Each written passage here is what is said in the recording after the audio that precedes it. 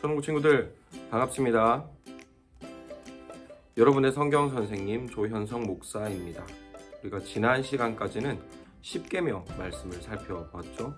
오늘부터는 다시 구약 성경의 이야기로 돌아가서 성경의 이야기를 시간 순서대로 살펴보려고 합니다. 그런데 우리가 지난 시간까지 십계명을 살펴보고 나니 이전에 살펴보았던 성경 이야기가 잘 기억이 나지 않을 것 같아요. 그래서 오늘은 먼저 지난 시간까지 살펴보았던 구약 성경 이야기를 간단히 복습하고 그 다음에 오늘의 성경 공부로 넘어가도록 하겠습니다. 하나님께서는 자신을 떠난 사람들을 불쌍히 여기셨고 그 중에 한 사람 아브라함을 택하셨죠. 그리고 아브라함과 그 후손들에게 하나님은 아버지가 되어주시기로 작정하셨습니다. 성경은 이런 은혜를 가리켜서 하나님께서 그들의 하나님이 되셨다라고 표현한다고 했죠. 그리고 이런 하나님의 은혜로 당시 온 땅에 엄청난 기근이 들었을 때에도 아브라함의 후손들은 이집트에서 부족함 없이 평안하게 지낼 수 있게 되었습니다. 하지만 그로부터 400년이 지난 후 이스라엘 백성들은 그 수가 엄청나게 늘어났고 이것을 무서워했던 이집트 사람들은 이스라엘 백성들을 괴롭히기 시작했습니다. 이에 하나님은 이스라엘을 구원하시기 위해서 모세라는 한 사람을 보내주셨고 모세를 통해서 이스라엘을 구원하셨죠. 하나님은 모세를 통해서 이스라엘을 괴롭히는 이집트에 10가지 재앙을 내리셨고 또 홍해 바다를 가르셔서 이스라엘 사람들을 구원해 내셨습니다. 그리고 하나님은 이 모든 일을 통해서 하나님이 이스라엘의 보호자가 되신다는 사실을 가르치셨죠. 앞서 하나님이 아브라함에게 약속하셨던 것처럼 아브라함의 후손들인 이스라엘 사람들에게도 여전히 그들의 하나님이 되어주신 것입니다. 그리고 그 하나님은 이스라엘 백성들을 데리고 가셔서 처음으로 무슨 일을 하셨는가 하면 바로 계명을 주신 것이죠. 왜냐하면 이제부터 이스라엘 백성들은 하나님과 당장 살아가야 되기 때문입니다. 당장 함께 살아야 할 그리고 섬겨야 할 하나님이 어떤 분인지 모르면 곤란할 수밖에 없겠죠. 그래서 하나님은 이스라엘 백성들을 이집트에서 구원하신 직후에 그들에게 가장 먼저 계명을 주셨습니다. 그리고 드디어 그 다음 이야기로 넘어가서 이렇게 계명을 주신 하나님께서는 이스라엘 백성들에게 그 다음으로 성막, 그러니까 텐트를 만들라라고 말씀하셨어요. 그런데 친구들, 하나님께서 왜 이 텐트를 만들라고 하셨을까요? 참고로 말씀드리면 이 텐트는 사람이 사는 텐트가 아니었습니다. 사람이 함부로 들어갈 수 있는 텐트도 아니었고요.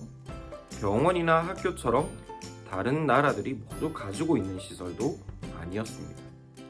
그렇다면 하나님은 이제 막 이집트에서 나온 이스라엘 사람들에게 이 성막을 만들라고 말씀하셨을까요? 우리는 그 이유를 출애굽기의 가장 마지막 장인 출애굽기 40장 말씀을 보면 알 수 있습니다. 제가 출애굽기 40장 33절로 34절의 말씀을 읽어드릴게요. 모세가 이같이 역사를 마치니 구름이 회막에 덮이고 여호와의 영광이 그 성막에 충만하매 모세가 하나님의 말씀을 따라서 성막을 완성했어요. 그런데 이 성막이 완성되자마자 그 안에 들어간 것은 무엇인가 하면 하나님의 영광입니다. 이 성막이라는 큰 텐트가 완성되니 그곳에 하나님의 영광으로 가장 먼저 충만하게 되었다라고 하죠. 이로써 하나님은 이 텐트 안에 하나님께서 거하신다는 사실을 나타내신 거예요. 즉 하나님께서 이 성막이라는 텐트를 만들라 하신 이유는 하나님께서 그곳에 머무시기 위해서였던 거죠. 그러면 친구들, 하나님께서는 왜 이 텐트에 머물려고 하셨을까요?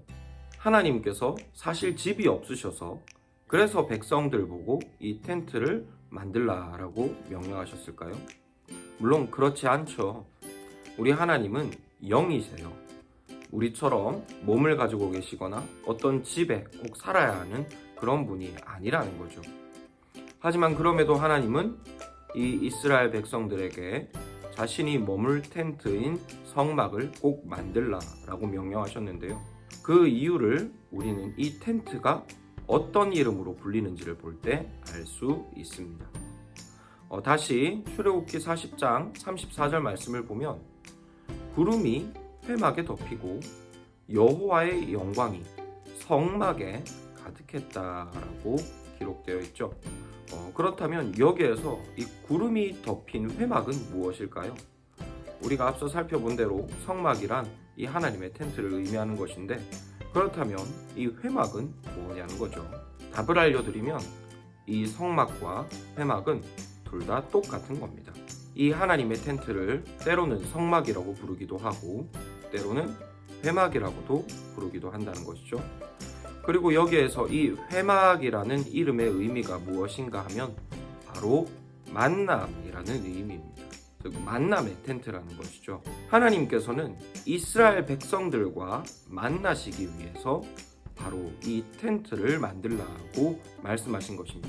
즉 하나님은 이 텐트를 통해서 하나님께서는 이스라엘 백성들과 만나시고 그들과 함께 계시는 분이라는 사실을 이스라엘 백성들에게 알게 하고 싶으셨던 것이죠. 이처럼 하나님은 자기 백성들과 함께 하는 분이세요. 그리고 이처럼 자기 백성들과 함께 계시는 하나님을 이스라엘 말로 표현해 보면 임마누엘입니다. 그런데 우리 친구들이 꼭 알아야 할 사실이 한 가지 있습니다. 그건 바로 우리에게도 그런 성막이 있다는 사실이죠. 이 성막의 이름은 바로 예수님입니다. 하나님은 예수님이라는 성전을 통해 우리에게 찾아오십니다. 우리를 혼자 내버려 두지 않으시고 예수님 안에서 우리와 함께 계시죠. 그래서 성경은 이런 예수님의 이름을 임마누엘이라고도 부릅니다. 이처럼 성전으로 이스라엘 백성들과 함께 하셨던 하나님은 예수님 안에서 우리와 지금도 여전히 함께하고 계세요.